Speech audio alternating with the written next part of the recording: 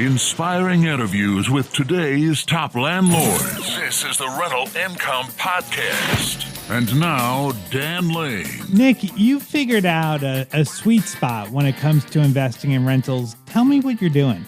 Well, we found a spot in our area where we're very consistent on how much we're paying for a property, how much we can rent that property for, and most of our portfolio looks just like that.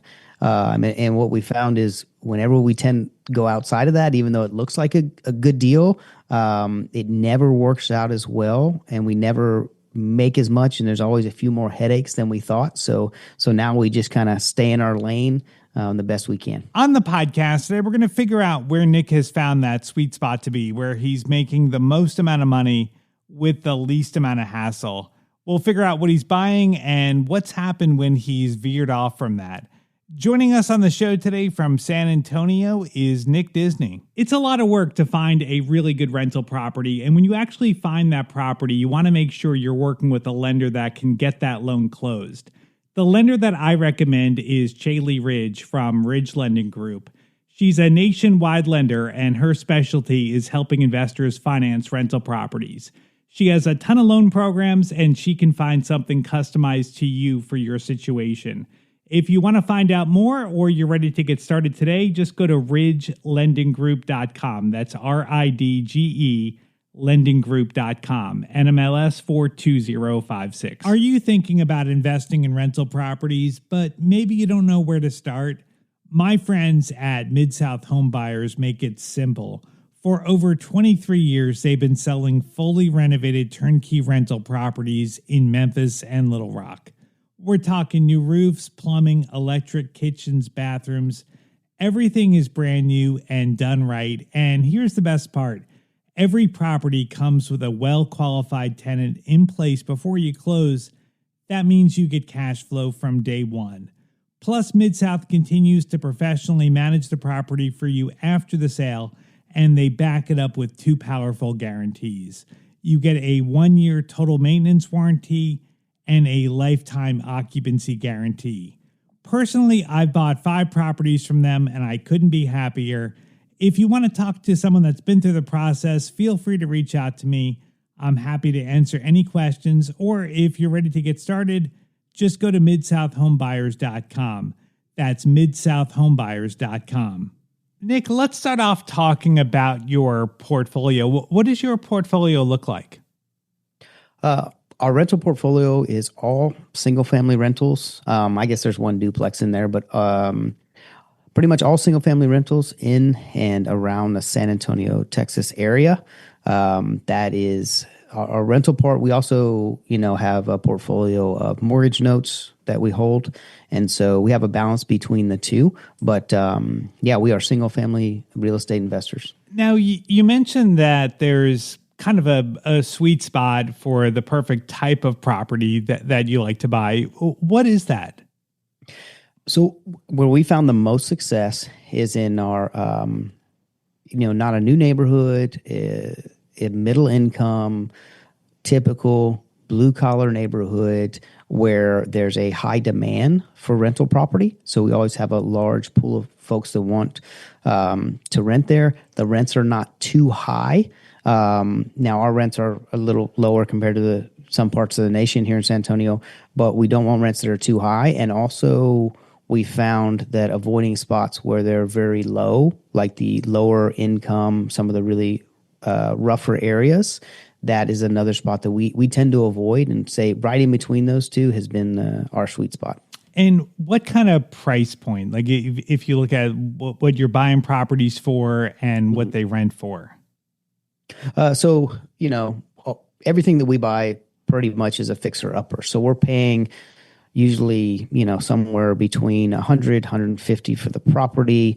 We have properties that the after repaired value is 200 and below. Most of ours are kind of in that 175 to 200 range on the value once we fixed them, and those are renting for about 1% of that.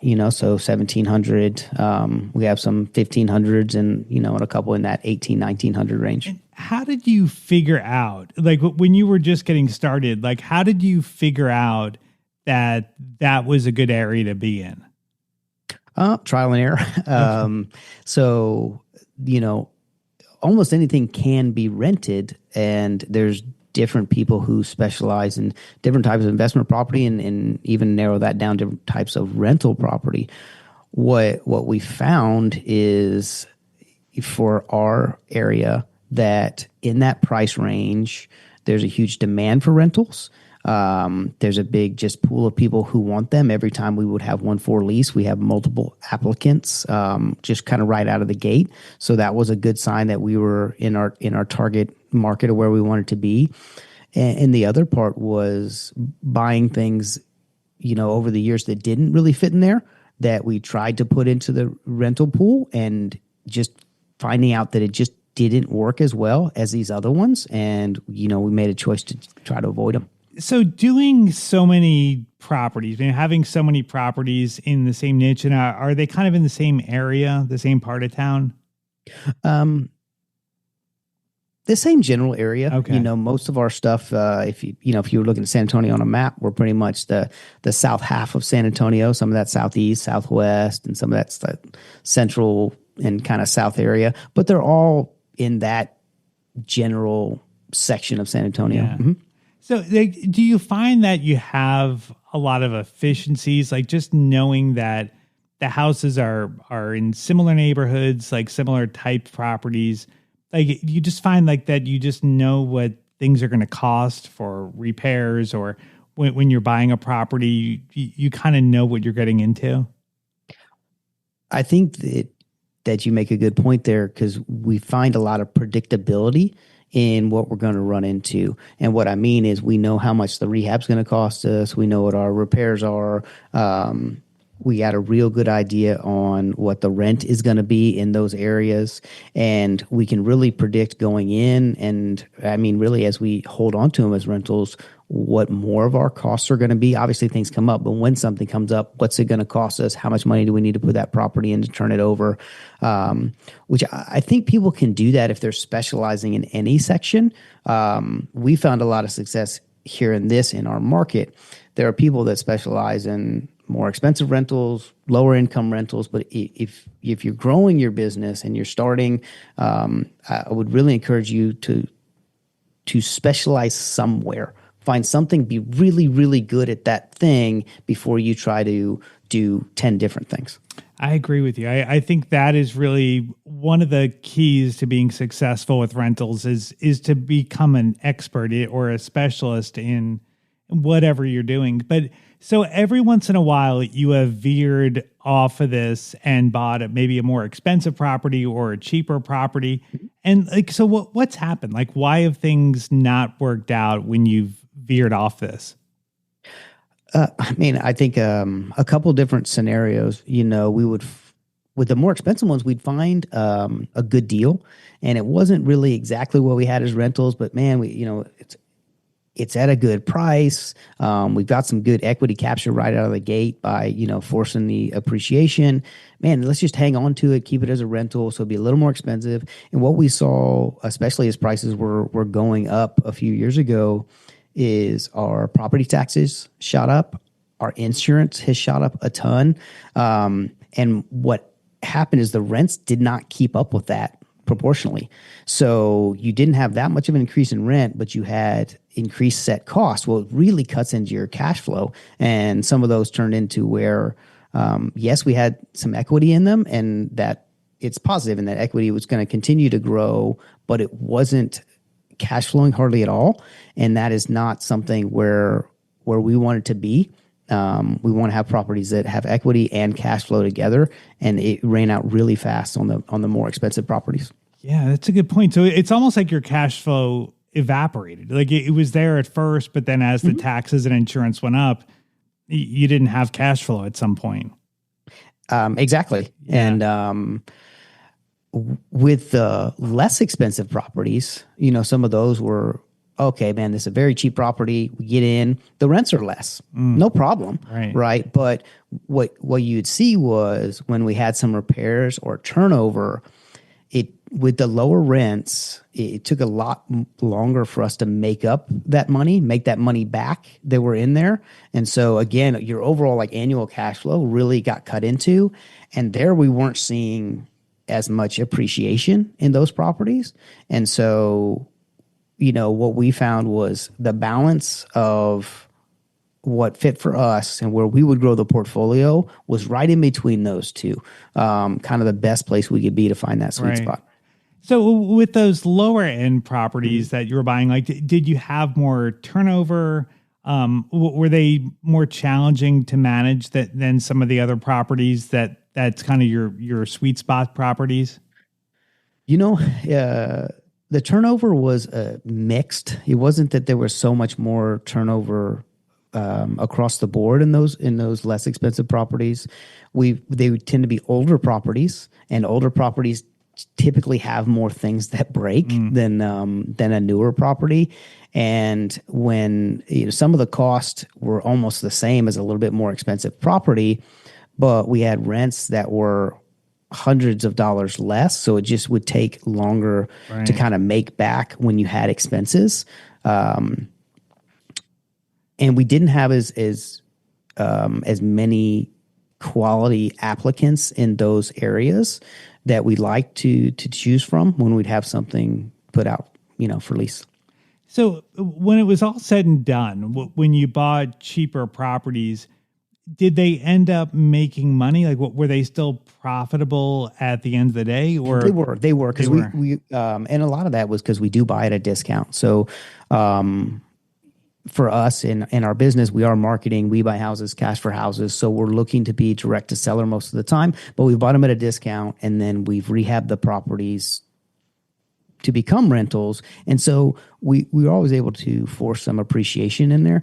And so they were still profitable, but not where we wanted to specialize and grow it. And we didn't have as a true rental property, we didn't have the same profits that we did in something that was a little bit more expensive. Right.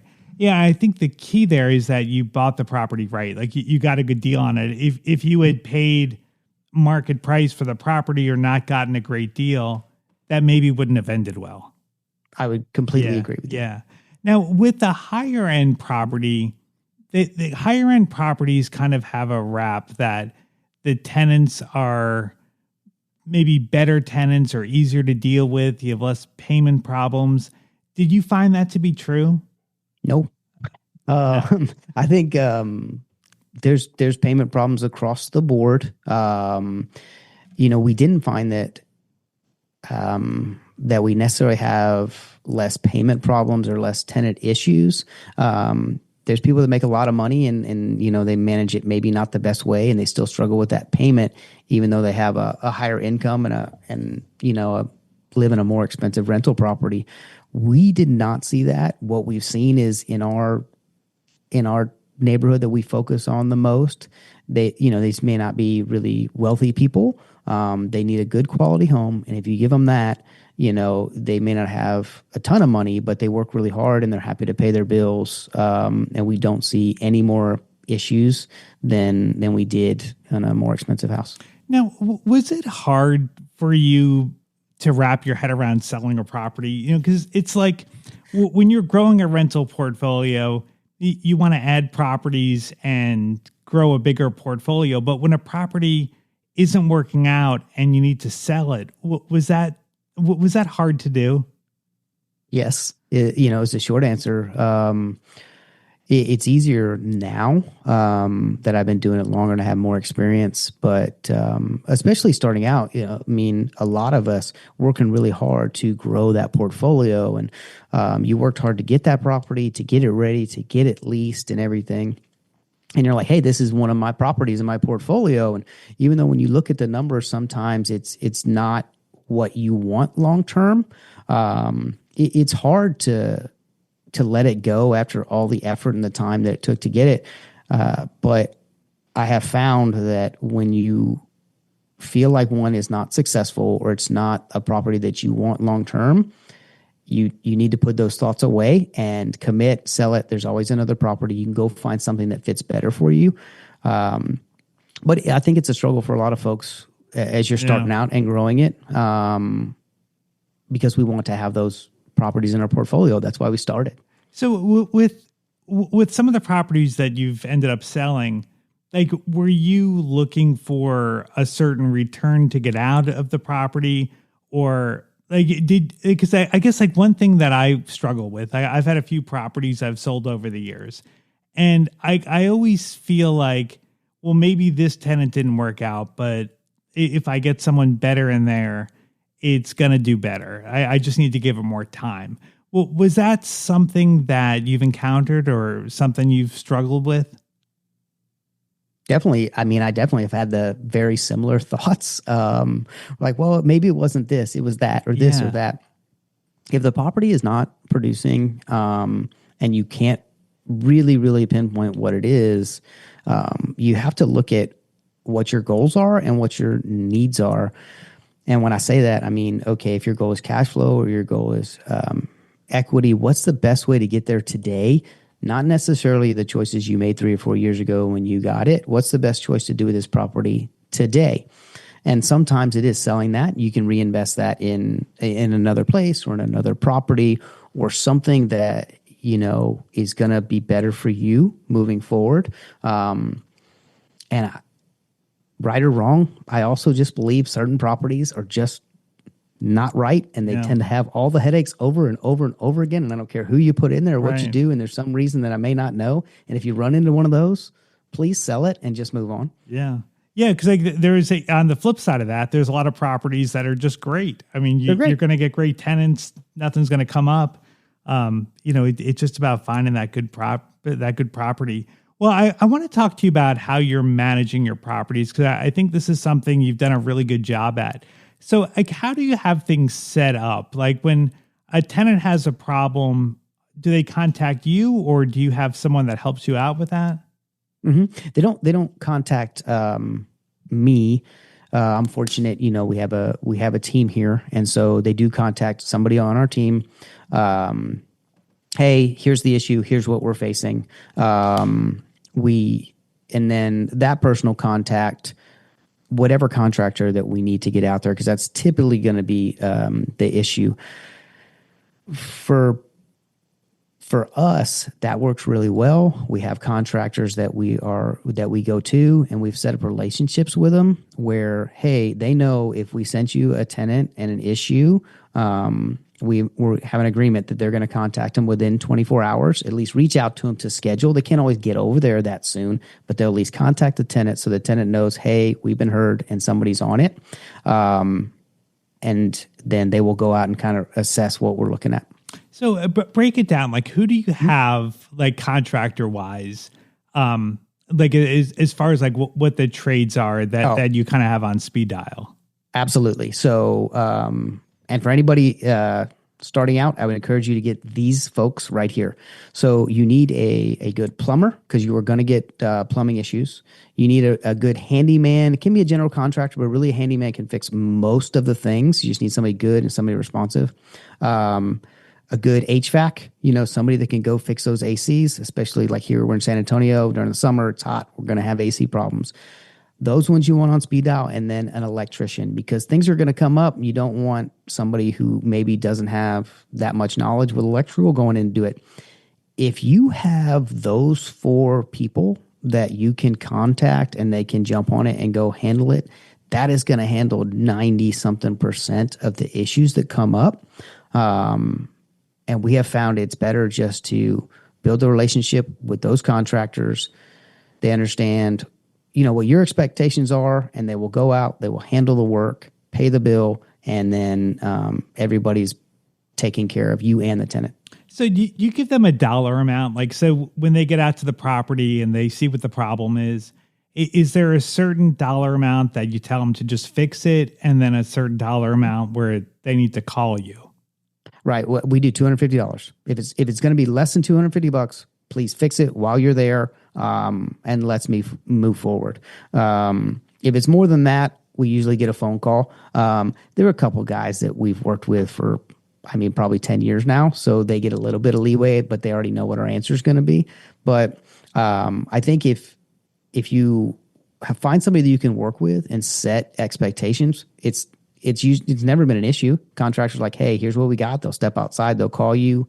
They give you their opinion. Hey, this is what we're looking at. And most of the time we're going to say, hey, let's go ahead and take it and fix it. But you don't want them to just fix everything. And then all of a sudden you get a bill for $4,000 and you're like, whoa, what happened here? You know, I've found that when people are maybe just getting started with real estate, they feel like they want to do everything. They want to wholesale. They want to flip houses. They want to do rentals.